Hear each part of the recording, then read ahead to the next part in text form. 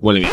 Hoy estamos en uno de los llagares más típicos de Tiñana a probar sus platos de carta. Vamos a ver qué tal están. Es un llagar que tiene una parte de restaurante con unas cuantas mesas, siempre gente bebiendo en la barra, terraza y parque infantil. Empezamos con unos vígaros, y es que de vez en cuando entra el caprichín, como pipes. Y ya que estamos en un llagar, habrá que beberse unas sidrinas escanciadas. Seguimos con media ración de cecina con queso de cabra, sabor intenso y bien cortada. La cecina con el queso de cabra, espectacular. Lo siguiente, la con cachelos, la especialidad de la casa. Bueno, este no es el típico lacón, ya veis que no son los típicos filetillos, sino que es un buen trozaco de jamón cocido. Y oye, a pesar de ser un hater del típico lacón de todas las sidrerías, este estaba muy rico. Ahora vamos con unas cebollas rellenas de bonito, que había visita y teníamos que probar cosines de la tierrina. El buen relleno de bonito ahí, ¿eh?